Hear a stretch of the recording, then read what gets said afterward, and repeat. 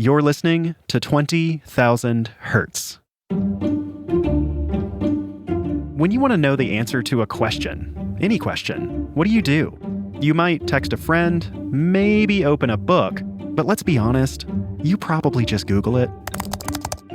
And why not? It's an easy shortcut to an immediate answer. The internet never fails you, right? Except when it does. And that's what happened to British journalist Amelia Tate when she Googled the origin of a particular sound. Now, this is a sound you will definitely recognize. It's used to emphasize dramatic moments in cartoons and movies and musicals, most often as a gag. And Amelia wanted to know where this sound originally came from. But Google didn't have an answer. So it started for me when I was watching an episode of Bob's Burgers. That's Amelia. And it had this sound effect. Dun, dun, dun! So I was like, where exactly did this sound come from? And I Googled it. Well, I'm curious what search terms you did immediately. Like, did you immediately think, dun? Right. So first of all, I guess the problem is like, how do you write dun, dun, dun? Some people write dum, dum, dum. Mm-hmm. Some people write da, da, da. I think I'm a dun, dun, dun purist. I'm a dun, dun, dun purist too. It's dun, dun, dun. Yeah, the two short duns and then the one many-you'd dun at the end. And I Googled, where did it come from? And to my surprise, because this rarely ever happens, there was nothing. Wow. I mean, there were forum posts, there were Reddit posts, there were Quora posts, but there was nothing official. You found something not Googleable. That's amazing. Right, which is kind of a reporter's dream, I think. Yeah. So Amelia did what any good journalist would do when faced with an unanswered question. She set out to answer it. She started by thinking back to where she might have first heard the sound. I can't remember the first time I heard a dun dun dun. I definitely remember it being common in cartoons and sitcoms when I was a kid. Things like SpongeBob SquarePants and The Fresh Prince of Bel-Air. I'm going to Berkeley to give my lecture. Oh, you are? When you coming back? Tomorrow night. Now, while I'm gone, I want you to do everything your Uncle Philip says. Yo, and Viv, wait, and Viv, don't leave me here. And Viv, don't leave me here with him. Although Google couldn't tell me exactly where dun dun dun came from, various forum users said that the sound was something called a sting. Are you familiar with what a sting is? Yeah, so I think of a sting as like the end of a phrase or some sort of punctuation of a phrase, and I kind of imagine it as being something that would have been done in radio, you know, when radio was like the main form of entertainment. Right. And then there's all these little like musical things that would happen just to kind of nudge you to go, hey, you should feel that. That's exactly right. I mean, it's a piece of punctuation, a piece of musical shorthand that communicates an emotion really rapidly. Here's a good one from a 1940s radio drama called The Mysterious Traveler. Stephen! No!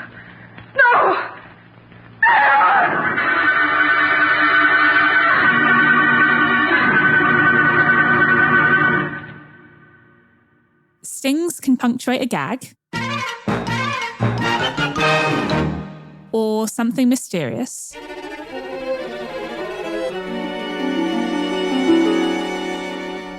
or even set up a blissful domestic scene. Today, Dun Dun Dun is more of a parody sting. It usually communicates comedy, not genuine suspense. But when I reached out to radio historians to trace the origin of the sound, they told me it was once used in radio dramas to legitimately shock and excite listeners.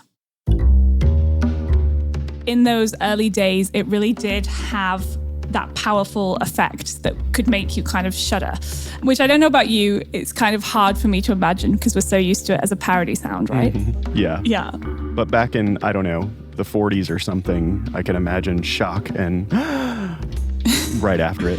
Right, yeah. But who exactly was the first radio producer to use Dun Dun Dun on air? None of the radio historians I reached out to had an exact answer, though one pointed me towards Suspense, a horror show broadcast on CBS radio from 1942 to 1962. This is the opening of its very first episode. The Columbia Network takes pleasure in bringing you suspense. And 3 minutes in, this little bit of drama happens. It was a picture of a young woman, and under it had been printed, famous poisoner Marie Dobré, 1676. Ted Stevens was looking at a picture of his own wife.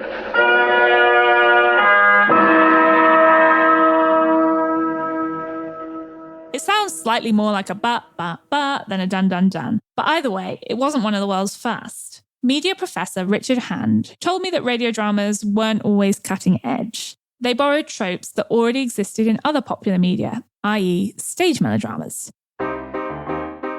Melodramas are highly sensationalized, highly emotional plays that often focus on a straightforward battle between good and evil, usually with a ton of musical cues. So I'm thinking almost like piano players in a theater type of era. Exactly, Oh, yeah. okay. So there'd be someone playing these stings or these big organ movements live in the theatre. Like somebody's tied to a railroad tracks and there's some jaunty little music that's kind of making you tense. All of those things that came from melodrama were basically borrowed by the radio or imported to kind of just make the listeners be more comfortable and be more familiar with what they were listening to.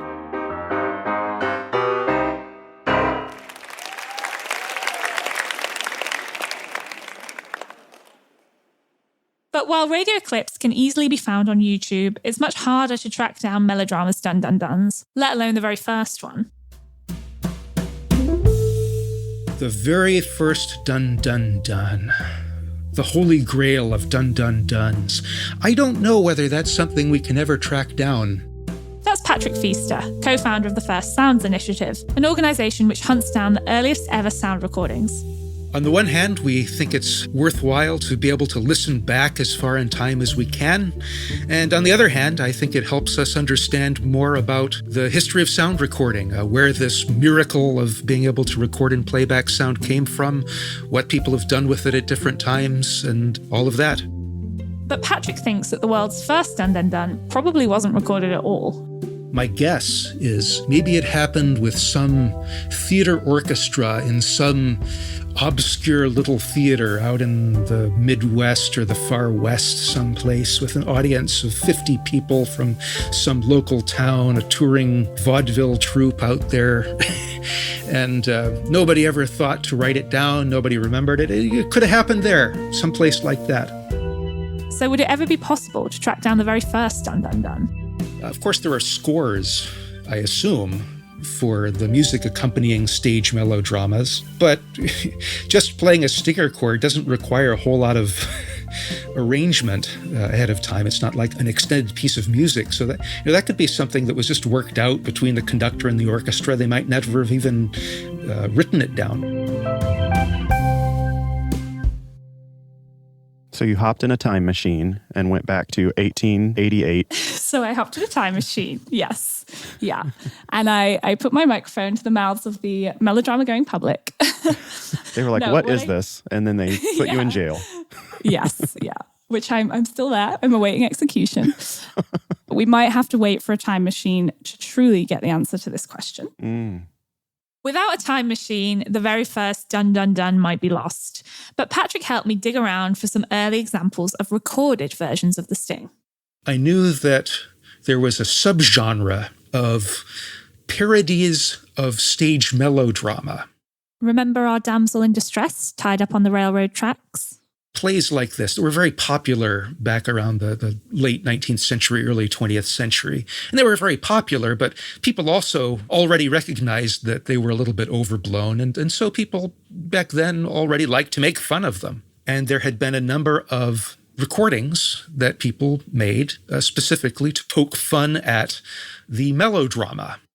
Hunting for a dun-dun-dun, Patrick looked at these recordings.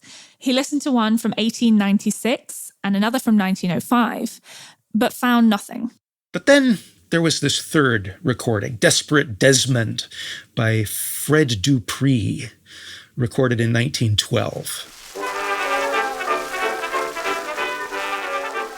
Desperate Desmond is a parody of melodrama that presents itself as a session where the author of a melodrama is working with a musical director to figure out what music they're going to play at specific critical points during the unfolding of the drama. This morning, gentlemen, our efforts will be confined to arranging the necessary chills and feeble music for my new drama, Desperate Esma. As I unfold the And it's this comedian making fun of all these tropes. Enter the villain. Not on a horse, just on his feet. Did you notice that done? Enter the villain. There are others peppered throughout the clip. The villain enters, sees the girl seated there, and says to her, "Woman, be mine." Now, these were only single or double duns, not triple duns, not full-blown dun-dun-duns. They didn't realize the power of a third dun. Right. Which is slightly disappointing. You know, I wanted my 3-dun holy grail. Mm-hmm. But what Patrick kind of extrapolated from this and pointed out was that it must have been so entrenched in the culture at that point to invite parody. And possibly the third dun came along because that's even more simpler shorthand, right? The 3 notes are much more likely to be recognizable as a conscious attempt to play on this stinger chord as an overused convention. If you just do it dun-dun, maybe nobody will be sure if you're making fun of it or not. But if you do all 3 dun-dun-dun, well, everybody knows what you're getting at.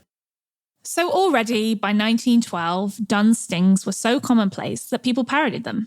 But let's go further back to those 19th century Midwestern theatre halls where the sound genuinely did provoke an emotional response. What exactly is it about a dun, and a lingering dun that can be so provocative? It's based on the interval of a tritone to flattened fifth, which is known as the devil's interval. That's Dick Walter, a composer with over 50 years of experience making music. It's the interval in Western music that denotes tension. It's the one interval which is unresolved and is unsatisfactory. Obviously, that interval has been around for centuries and has been a characteristic of tense music. In medieval times, Catholic officials supposedly found the tritone so unsettling that they labelled it the devil in music and banned its use in religious compositions. As it turns out, that's probably a myth. But it's always been used as the interval that will create tension.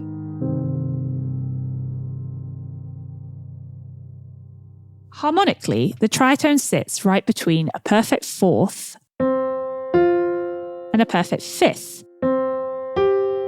But while those intervals are harmonious and pleasant, the tritone sounds very dissonant, at least to Western ears. You can hear it in this version of the dun dun dun. Most of the time, when you hear a tritone, it's only played for a brief second before the notes change into something more harmonious. Sometimes that interval resolves very quickly, and the 2 examples that I always think of are Maria from West Side Story. Maria. And then the other one is the start of the Simpsons TV thing. So those 2 songs, there's a momentary moment of tension and it resolves. The melody goes up a semitone to perfect fifth, and that is an instant resolution. In its most common form, the dun dun dun does the opposite. Rather than putting the tritone in the middle and quickly resolving it, it ends on the tritone. Without a resolution, the devil's interval leaves the listener tense, hence the dramatic power of a dun dun dun. But Dick Walter isn't just an expert on tritones. He isn't just a composer with decades of experience. His connection to the dun dun dun goes far deeper. Dun, dun, dun. That's coming up after the break.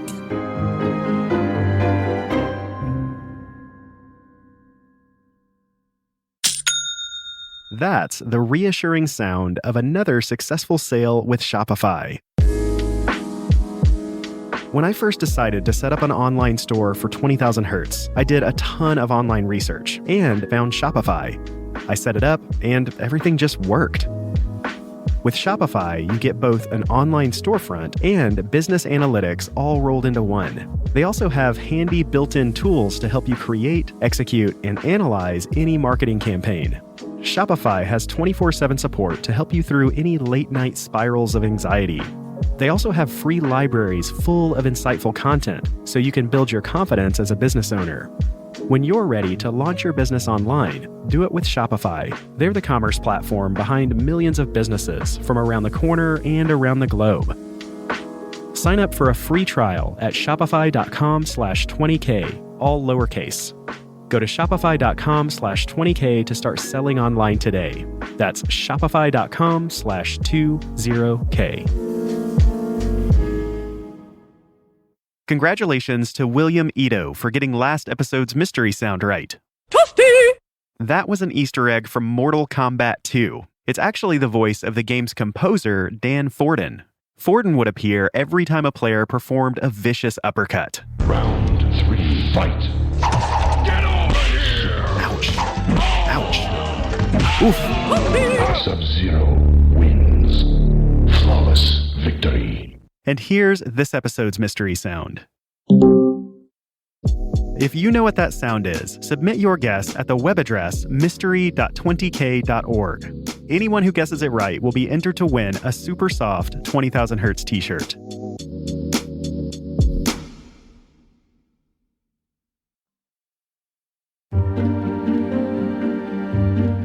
Since the Victorian era, music directors have been using dramatic dun-dun-duns to accentuate shocking moments in their productions. And with the advent of radio and film, duns became even more common. By the early 20th century, these stingers were already such a cliché that they were used as gags in comedic recordings like Desperate Desmond. The villain not to be baffled says, "What, you refuse me? But I say you must and shall be mine." But in the 30s and 40s, radio dramas like Suspense took Dun Dun Dun back to its sinister roots.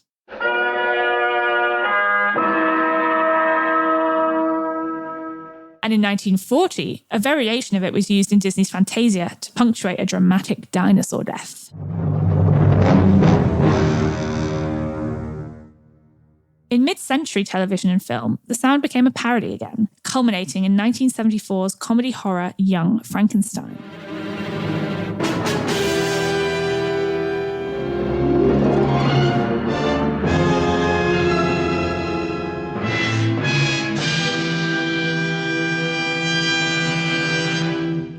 You might recognize that version of the sting as one that underscores a 2007 viral video, where a chipmunk dramatically turns to look at the camera.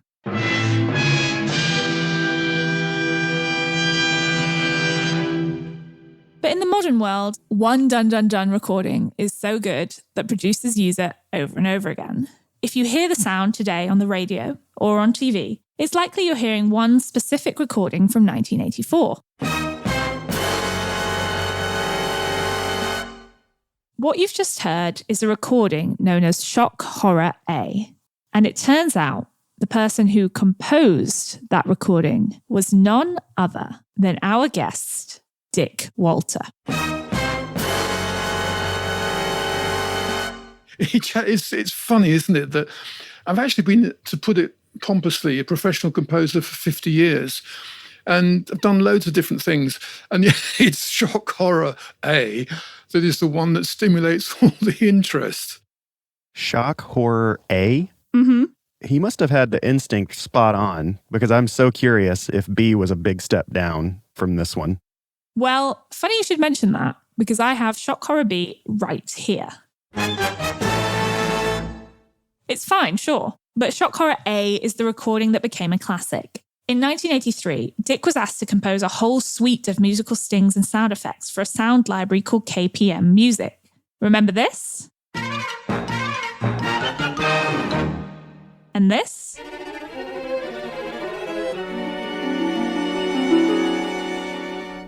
Dick composed them all. They were part of a collection known as the Editor's Companion. It was 4 vinyl records of compositions that were sold to producers who needed short musical cues. The Editor's Companion was, it's the sort of poison chalice, because do you really want to write lots and lots of very short pieces of music which maybe will never get used?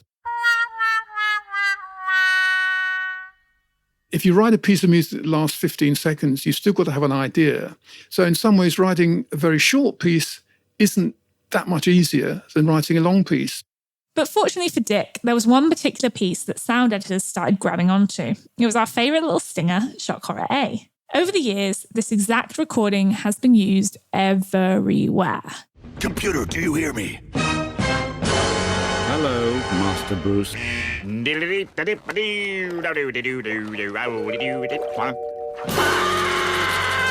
Squidward. Want to play hide and seek? Come on, Roseanne. What are we going to do about this $10.99? I ain't no mood for an audit.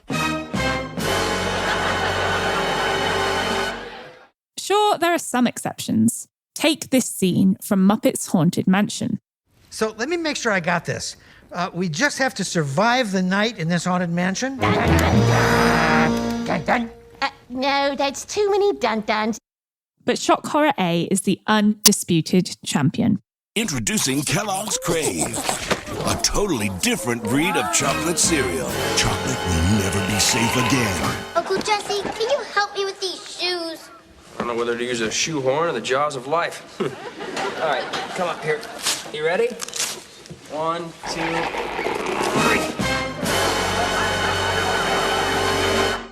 Okay, so you found the person who made our quintessential dun dun dun. So there's got to be inspiration for that. Like he must have been like, okay, this is my A game. This is the number one shock, suspense track. You know, it's going on vinyl. I've got to make sure this is what people are going to want to listen to on their turntables. Right. So there must be some sort of like inspiration for that. Exactly. So I asked Dick, where did this come from? How did you even kind of begin to come up with this little phrase that could be used over and over again? And he told me, well, he mentioned the Devil's Interval. It's all based on that Devil's Interval. And he mentioned that he liked jazz, and the Devil's Interval comes up in jazz. The beboppers, the modern jazz beboppers of the late 1940s, Charlie Parker and Dizzy Gillespie and those guys. The biggest characteristic of that music was the flattened fifth.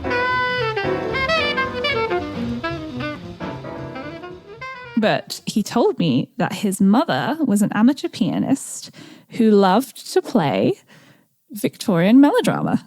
My mother was an amateur pianist, and she used to play for amateur dramatic groups. The legacy from her was of sort of Victoriana and melodrama. Oh, well, how about that? Yeah, so it all connects.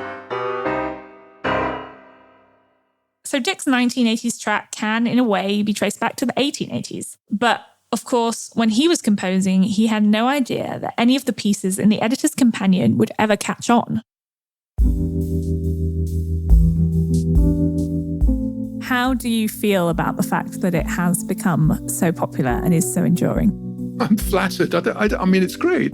What's nice is that it works. If you get asked to do something, somebody says, write a piece of music that does the following, and then over the next 10, 20 years, you find it's being used for exactly that purpose. That's very nice, because it means you've done the job. There are 3 things you can get out of music. One is money, which we all hope for. A second one is an ego massage. And the third one is fun. And if you get a job where all 3 things come your way, that's amazing. I mean, that's heaven. It was a lot of fun. And it's jolly nice when people say to you, oh, can we talk to you on a podcast about shock horror or 4.5 seconds? So what makes this particular version of the Dun Dun Dun so effective? Dick thinks it might be because it features a live orchestra of 30 to 40 people who he conducted for the recording. I think the fact that it's orchestral, it's live players, I think does make a difference, because it's that quality which I think makes something timeless. I'm not suggesting it sounds remotely contemporary, And it's not that it sounds out of date, it just is timeless because you have a very good recording of very good players playing something properly, with conviction. Still, no matter how well the orchestra plays it, that doesn't mean people are going to take Dun Dun Dun seriously today. I just cannot imagine it ever being used legitimately again to actually make us feel shock and horror. Do you feel the same way? Not in the same vibe.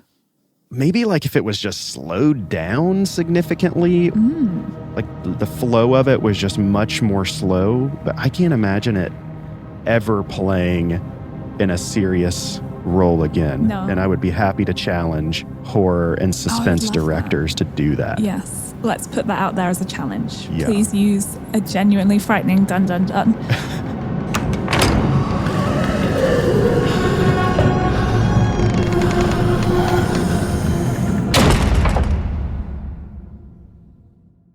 So we took our search for the first Dun Dun Dun all the way back to the dawn of recorded sound, but that still wasn't early enough because this musical phrase seems to have begun before the first musical recordings were ever made. The mystery of the Dun Dun Dun is a lingering one, exactly like the final note of the phrase itself. There are undoubtedly more Dun Dun Duns out there in just the archives waiting to be uncovered, but the very first one may just be beyond our reach.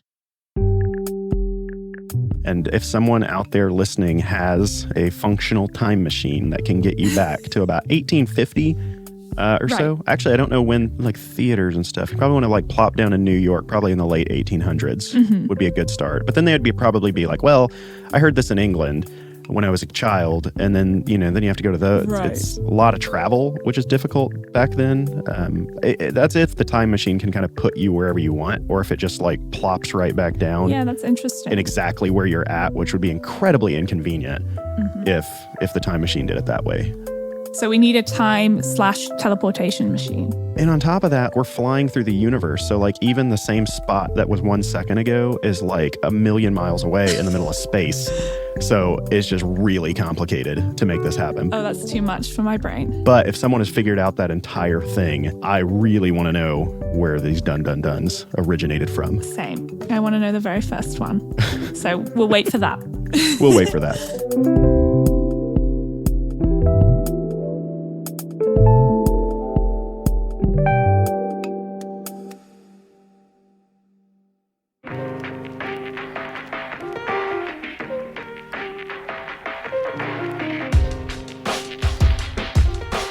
"20,000 Hertz" is hosted by me, Dallas Taylor, and produced out of the sound design studios of De Facto Sound. Hear more by following De Facto Sound on Instagram.